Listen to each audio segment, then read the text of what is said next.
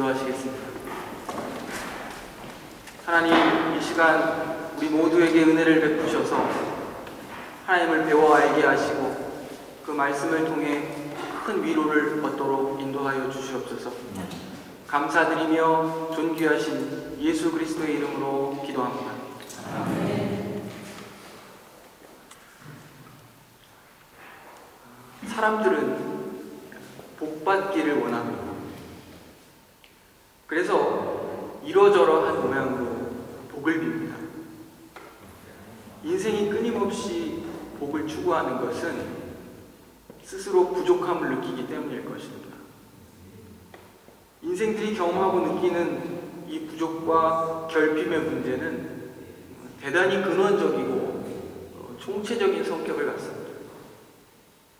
또한 이러한 태도는 인간이 스스로 이 결핍의 문제를 해결할 수 없음을 인정하는 것이고 외부로부터 도움을 필요로 한다는 것을 인정하는 것입니다. 인생은 늘 부족을 느낍니다. 성경은 그 이유를 인간이 하나님을 떠났기 때문이라고 말합니다. 창조주시며 모든 만물과 인생의 공급자이신 그 하나님을 떠나는 순간 인생은 모든 영역에서 영적인 영역뿐만 아니라 물질적인 영역 모두에서 부족과 결핍을 경험하게 되는 것입니다. 노력하고 애쓰고 도전하지만 늘 자신의 한계와 무능함을 경험할 뿐입니다. 그래서 인생의 만족과 안녕을 누리기 위해 복을 구합니다. 즉 외부로부터 도움을 구하는 것입니다. 이와 같이 그 복의 필요성은 절실히 느끼지만 정작 그 내용이 무엇인지는 잘 알지 못합니다. 이것이 가장 큰 문제입니다. 무엇이 참된 복인지를 알지 못한 채 그저 자신이 느끼는 그 부족과 결핍을 채우려고 한다는 것입니다. 사람들은 무엇을 소유해서 만족과 안정을 얻으려고 합니다. 하지만 그것도 얼마 가지 않습니다. 사람들은 또 다른 것을 소유하고 싶어 합니다. 사람들은 조금 더 고상한 형태로 어떤 정신적인 면 혹은 영적인 면에서도 만족을 누리고자 합니다. 지극히 당연한 일입니다. 인간이 영적인 존재이기 때문입니다. 물질적인 것만으로는 만족할 수 없는 것입니다. 그래서 어떤 이는 예술과 사상 그리고 종교를 통해 만족을 구하고자 합니다. 하지만 언제나 그 태도는 자기중심적입니다. 예를 들어서 사람들의 종교적인 태도를 보면 잘 드러납니다. 가만히 들여다보면 사람들에게 그들의 신앙의 대상이 누구인지는 중요하지가 않습니다. 산행을 하다 보면 중간중간 작은 돌탑을 쌓으며 소원을 비는 사람들을 만나게 됩니다. 누구에게 복을 비냐고 물으면 대부분이 잘 모릅니다. 자신들이 빌고 있는 대상이 산신령이든 바위신이든 그것이 무엇인지는 중요치 않습니다. 그저 자신의 소원만 중요할 뿐입니다. 이것이 바로 인간의 부패한 종교성이 갖는 특징입니다. 하지만 우리가 믿는 하나님의 종교는 계시의전 종교입니다.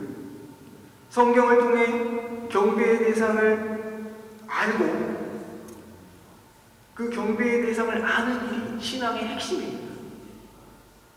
하나님께서는 그분의 계시를 통해서 그가 어떤 분이신지, 어떻게 경배받기를 원하시는지, 그리고 그가 허락하시는 복의 내용이 무엇인지를 가르쳐 주기를 원하십니다. 그러므로 신앙하는 자는 하나님께서 어떤 성품을 가지고 계시는지, 또 그가 그 백성에게 어떤 뜻을 가지고 계시는지를 잘 이해해야 합니다. 광야의 이스라엘 백성처럼 하나님을 배우고 경험해야 하는 것입니다. 이와 같은 맥락에서 인생의 가장 큰 복이 무엇인지를 알려면 하나님께서 무엇을 복으로 주시고자 하는지 확인해야 하는 것입니다. 단순히 우리 입장에서 이것이 필요합니다, 저것이 필요합니다, 복을 구하기 전에 하나님께서 무엇을 복으로 주시고자 하는지를 잘 알아야 하는 것입니다. 그래서 오늘 본문 말씀을 통해 성경이 말하는 복의 의미를 살펴보려고 합니다. 민수기 6장을 보면 하나님께서 모세를 통해 명하시기를 아론 자손들로 하여금 이스라엘을 위해 이렇게 복을 빌라 가르치십니다. 다시 한번 보시면 여호와는 내게 복을 주시고 너를 지키시기를 원하며 여호와는 그 얼굴을 내게 비추사 은혜 베푸시기를 원하며 여호와는 그 얼굴을 내게로 향하여 드사 평강 주시기를 원하노라. 우리가 함께 읽은 본문 말씀을 이해하기 위해서는 언약에 대한 이해가 있어야 됩니다. 언약은 성경을 이해하는 데 아주 중요한 개념입니다. 언약이란 하나님께서 그의 백성과 맺으신 약속을 가리킵니다. 그 언약의 내용은 너를 내 백성 삼고 나는 너희의 하나님이 되리라, 이것입니다. 하나님께서 우리의 하나님이 되시고 우리가 그의 백성이 되는 것이 바로 언약의 내용입니다. 그리고 이 언약은 대단히 은혜로운데 이 은혜로운 그 언약의 성격을 우리는 창세기 15장에서 볼 수 있습니다. 하나님께서 두려움에 떨고 있던 아브라함에게 찾아오셨습니다. 그리고 아브라함의 몸에서 태어날 후사에 대한 약속과 유업으로 받을 땅에 대한 약속을 다시 한번 상기시키십니다. 그리고 아브라함이 이것을 믿으니 여호와께서 이를 의로 여기셨다, 이렇게 기록하고 있습니다. 그리고 하나님께서는 이 아브라함에게 주신 약속들에 대한 증거로서, 보증으로서 일종의 언약 체결식을 하십니다. 이 약속의 증거는 아브라함이 하나님께 요구한 것이었습니다. 고대 사회에서뿐만 아니라 일반적으로 계약 체결을 할 때 그러하듯이 계약은 쌍무 계약이 기본입니다. 계약의 두 당사자가 동일하게 계약 관계를 지킬 의무를 지는 것입니다. 고대 근동 지방에서 계약을 체결할 때에 짐승들을 반으로 쪼개놓고 그것을 반으로 가르고 계약의 당사자들과 함께 그 쪼개진 재물들 사이를 걸어 지나갔다고 합니다. 이 퍼포먼스가 의미하는 바는 혹 이 계약 관계가 파기되면, 다시 말해서 어느 한쪽이라도 계약의 의무를 저버리게 되는 날 이 반으로 쪼개진 짐승들처럼 쪼개져야 한다는 것입니다. 계약의 당사자들은 이 계약 체결 의식을 생명을 걸고 그 계약을 지키겠다는 맹세와 보증으로 삼는 것입니다. 그런데 하나님과 아브라함 사이의 언약 체결은 조금 다릅니다. 이 반으로 쪼개진 짐승들 사이를 타는 횃불이 홀로 지나갑니다. 즉 하나님께서 홀로 그 재물들 사이를 지나가시고 하나님과 아브라함 사이의 약속을 하나님 홀로 그 자신이 보증하고 계시다는 것입니다. 이것은 하나님 편에서 이 약속을 반드시 마침내 이루실 것이라는 하나님의 의지를 보여줍니다. 이것이 바로 하나님과 그의 백성 사이에 맺어진 그 언약의 은혜로운 성격입니다. 성경이 말하는 복이란 바로 이와 같은 언약 관계 속에서 주어지는 유익들입니다. 이 언약 관계 속에서 주어지는 유익들을 그 누리는 백성들은 그 복을 통해서 자신들이 하나님과 언약 관계 속에 있음을 확인합니다.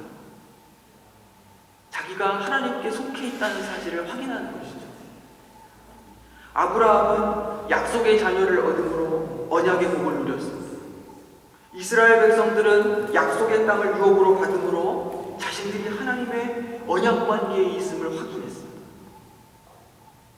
성경을 보면 특별히 이 복을 비는 행위는 아버지와 자식 관계에서 이루어졌습니다. 아들들은 그들의 아버지로부터 축복을 기대할 수 있었습니다. 가장 먼저 하나님의 축복은 아담에게 주어졌습니다. 누가복음을 보시면, 누가복음 3장을 보시면 예수님의 족보가 등장하는데 누가는 이렇게 기록합니다. 그 족보의 가장 위가 하나님이시다. 아담을 하나님의 아들로 표현하고 그리고 그 족보를 따라 그리스도가 나셨다. 이렇게 기록하는 것을 보게 됩니다. 하나님께서 아담에게 생육하고 번성하여 땅에 충만하라, 땅을 다스리라고 주십니다. 아담의 타락으로 인해서 저주가 들어왔지만 하나님은 아브라함과 그의 자손들에게 다시 축복을 약속하십니다. 너로 큰 민족을 이루고 이름을 창대케 하며 너로 복의 근원을 삼겠다. 이렇게 약속을 주십니다. 축복은 풍성함을 수반하지만 이 모든 유익들이 가리키는 바는 진정한 축복, 곧 하나님과 그 백성의 관계를 드러내 보이는 것입니다. 여기서 확인하는 한 가지는 하나님과의 관계가 우선이지 그 관계의 유익들로서 복이 우선이 아니라는 사실입니다. 여기서 우리의 문제가 드러납니다. 하나님과 우리 사이에 은혜로운 그 언약적 관계에 주목하지 못하고 언제나 그 관계의 유익들이 눈에 보이는 복에만 관심을 갖는 것입니다. 그리고 그 복으로 자신의 부족과 결핍을 채우고 싶어 한다는 것입니다. 여러분, 하나님 한 분만으로 만족하십니까? 우리의 만족 여부와 상관없이 하나님이 나의 하나님 되시고 우리의 아버지가 되신다는 이 사실이 진정한 축복인 것입니다. 이 사실이 저와 여러분의 참된 만족이 되기를 소망합니다. 오늘 본문 24절은 하나님께서 복을 주시고 지키시기를 원한다 이렇게 기록하고 있습니다. 이건 역시 언약적 관계 속에서 이해해야 합니다. 하나님께서 그의 백성을 지키신다고 할 때 그 지키심, 그 보호의 목적은 그 백성들로 하여금 하나님과의 언약 관계를 유지하게 하는 데 있습니다. 바로 이런 의미에서 여호와 하나님은 이스라엘의 보호자셨습니다. 하나님께서는 그의 백성들이 이 언약 관계 안에 잘 머물 수 있도록 지키고 보호하시는 것입니다. 하나님께서 그의 백성의 하나님이 되시겠다고 약속해 주시는 것도 은혜로운데 신실하게 이 약속을 지키시겠다고 하나님 자신이 보증하실 뿐만 아니라 그의 백성들이 이 언약 관계를 잘 지켜갈 수 있도록 하나님 자신이 지키고 보호하시겠다고 말씀하십니다. 하나님과 우리 사이에 이 은혜로운 언약 관계가 우리의 복입니다. 아멘. 오늘 본문에는 여호와께서 얼굴을 비추사 여호와께서 그 얼굴을 향하여 드사 은혜를 베푸신다, 평강을 주신다 이러한 말씀이 있습니다. 구약 성경에는 자주 하나님께서 얼굴을 비추신다 혹은 얼굴 빛을 비추신다, 거꾸로 또 얼굴을 숨기신다 이런 표현들도 있습니다. 이 표현들은 모두 같은 표현들입니다.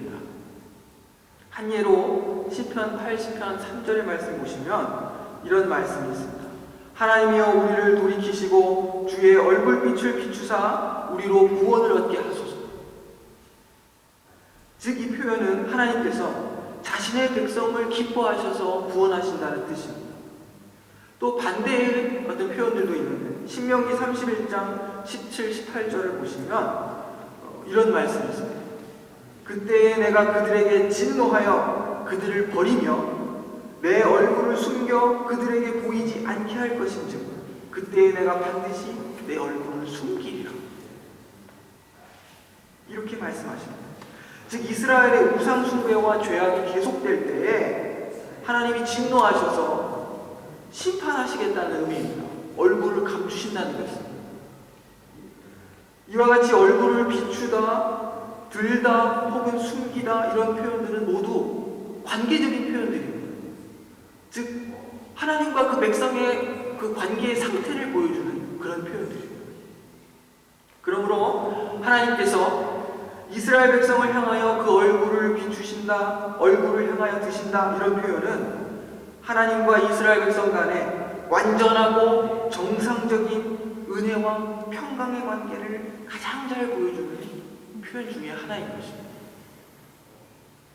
하나님의 호의와 그 사랑이 느껴지는 아주 대단히 친절한 표현인 것입니다. 하나님께서 그의 백성과 맺으시는 언약은 그 은혜로운 성격 때문에 은혜 언약이라고 부릅니다. 우리는 우리 편에서 어떤 대가 지불 없이 오직 하나님의 은혜로 그 언약 안에 거하게 되었습니다. 하나님께서는 예수 그리스도의 그 십자가 보혈을 통해 죄인 되었던 우리를 구원하셨습니다. 우리는 아무 복도 없지만 오직 은혜로 구원의 복을 누리며 하나님과 화목하게 되는 것입니다. 우리는 언약 속에서 바로 이 하나님의 구원의 이 은혜로운 성격을 발견하고 경험하게 됩니다. 이렇듯 오늘 본문에서 은혜란 그 언약의 자비로운 성격을 잘 보여주고 있습니다. 하나님께서 찾아오셔서 우리를 그의 백성으로 삼으시고 우리의 하나님이 되시겠다고 약속하십니다. 우리에게 그 약속을 지켜나갈 실력이 없다는 것을 아시지만 하나님께서 지키시겠다고 보증하십니다. 그리고 우리가 하나님과의 그 언약 관계 속에 계속 머물 수 있도록 지켜주시겠다고 약속해 주시는 것입니다. 이것이 바로 은혜입니다. 우리는 하나님의 은혜로 그의 백성이 되는 것입니다. 평화는 완전함과 안녕을 의미합니다. 이건 역시 언약적인 언어로 오랫동안 인식되어 왔습니다. 평화란 하나님과 그의 백성 간의 관계가 올바르고 완전함을 가리키는 말입니다. 신약의 표현으로 말하면 하나님과 원수관계였던 우리가 예수 그리스도의 죽으심을 통해 하나님과 화목하게 된 상태를 가리키는 것입니다. 하나님의 진노와 저주 아래 있던 우리가 하나님께서 준비하신 그 은혜의 방식이 예수님의 죽으심과 부활을 통해 하나님과 평화의 관계 속에 거하게 된 것입니다.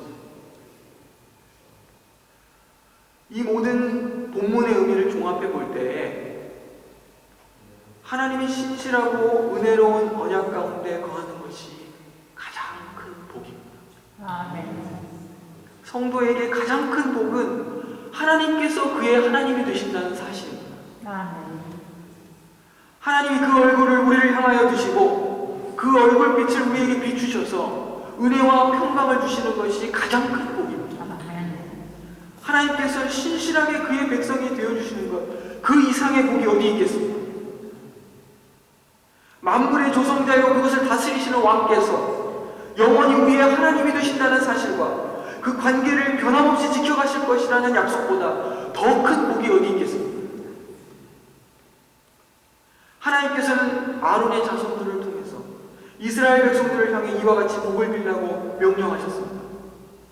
에베소서를 보시면 이 은혜와 평강의 복이 예수 그리스도 안에서 이방인인 우리에게 성취되었습니다.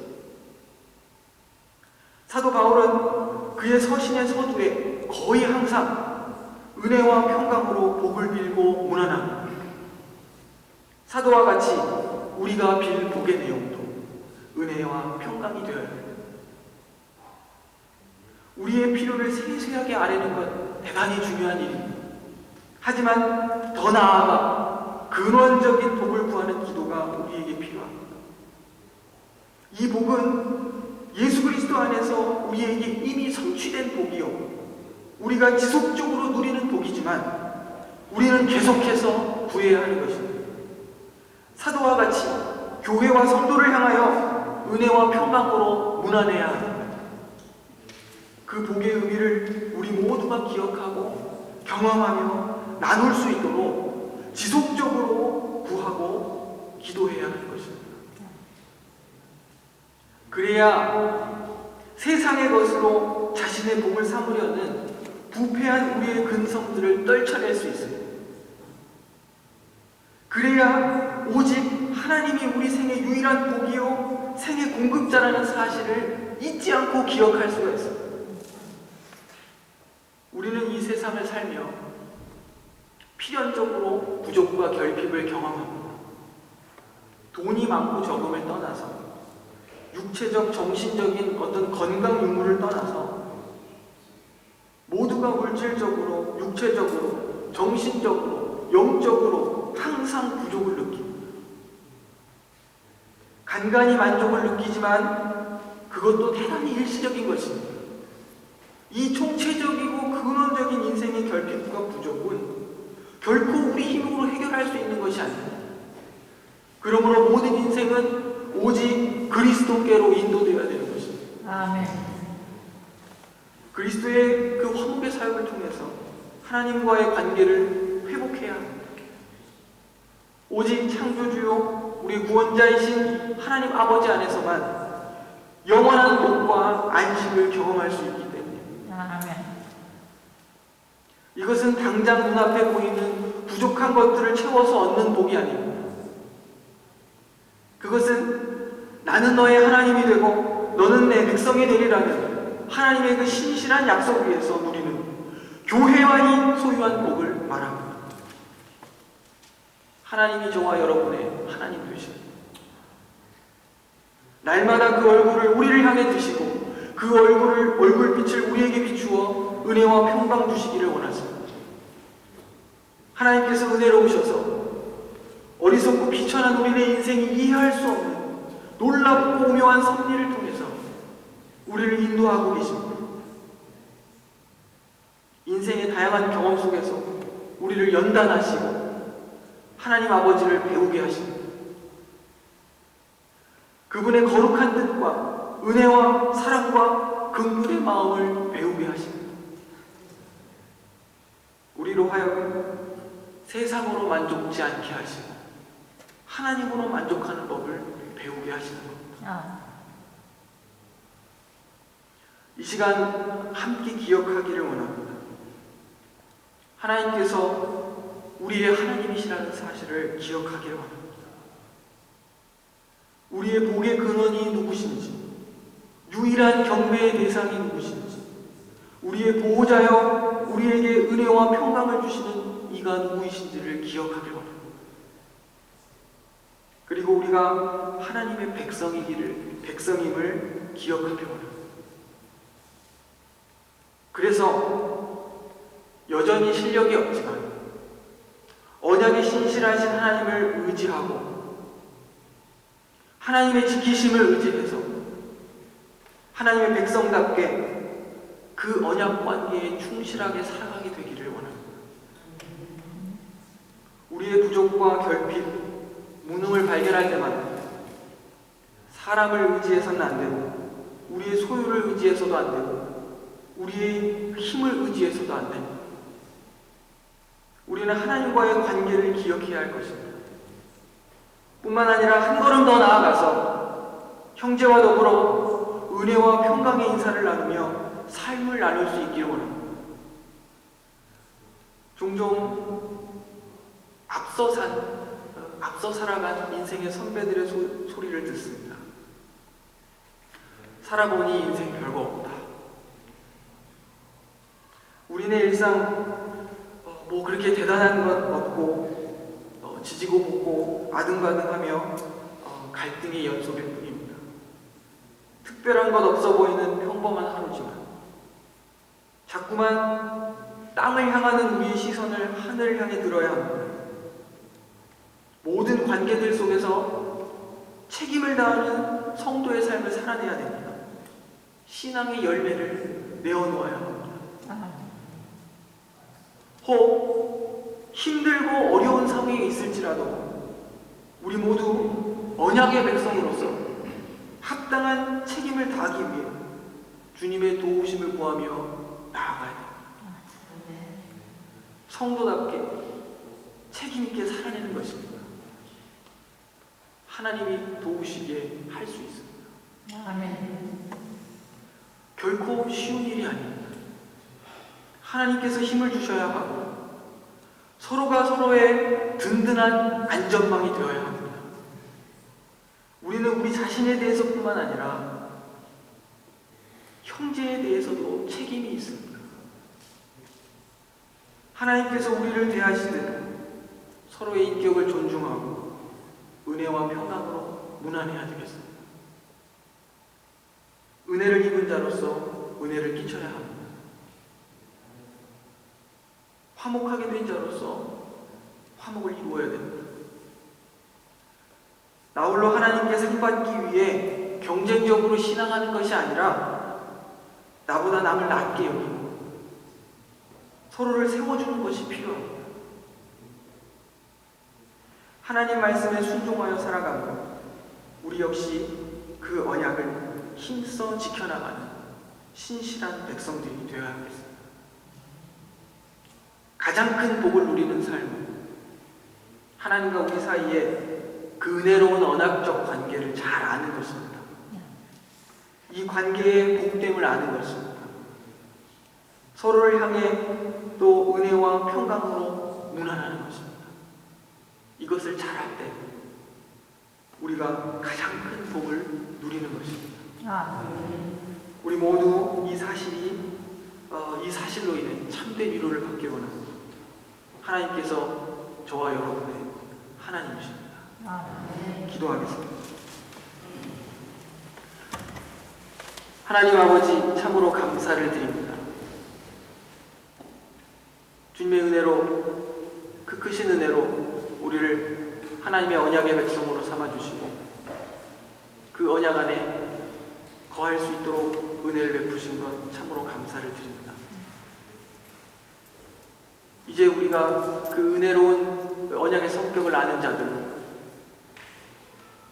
언약 백성의 책임을 다해 사는 성도들이 되길 원합니다. 우리는 실력이 없지만 하나님께서 힘주시고 하나님께서 격려해 주셔서 참으로 서로가 은혜를 나누고 화목을 이루는 아름다운 주님의 공동체가 되도록 인도하여 주시옵소서. 감사드리며 예수님 이름으로 기도합니다. 아멘.